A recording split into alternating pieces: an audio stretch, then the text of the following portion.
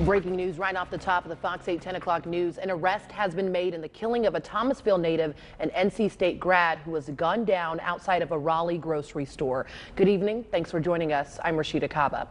Police in Raleigh have arrested James Christopher Anderson in the murder of Cody McLagan. Anderson is 19 years old. He's being held in the Wake County Detention Center. Police have not said what led up to this shooting.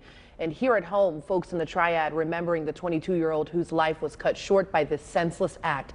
I spoke with his family today about how they're handling the loss of their loved one.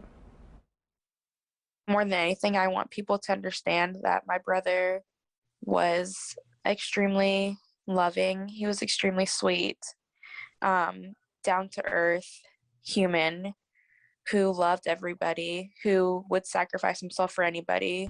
As police in Raleigh pieced together what led up to the deadly shooting that took place outside of this grocery store along Western Boulevard, a Triad family is coming to grips with the loss of a vibrant 22-year-old NC State grad. I could always talk to Cody.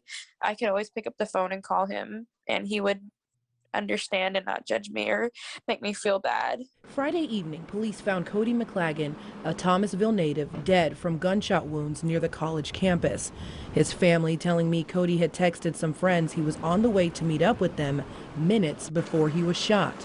Shooting at 3950 Western Boulevard. Police say a white male driving a white car fled the scene. I was very shocked, to the point of just being numb. McLagan's older sister, Shauna, describing him as the perfect brother. An A student with several job offers out of college, McLagan had just graduated with a BS in agriculture business. He also just accepted a job in Virginia, which he was supposed to move for at the end of the month. He had a really great fascination in working with plants and breeding plants. Not only was he a lover of plants, but people too. He was amazing. He's just very bubbly.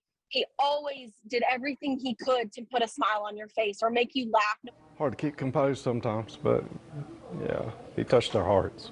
While his death comes weeks before his unborn nephew's arrival, his sister telling me there's one message she plans to convey to her son regarding his uncle. He was already concerned about how often he would get to see you and talk to you, and he just really loved you. Such a tragedy for the entire community, and there is a GoFundMe to help with funeral expenses. Their goal is to reach $10,000. They've raised more than $9,000, and we will have a link on this story to that.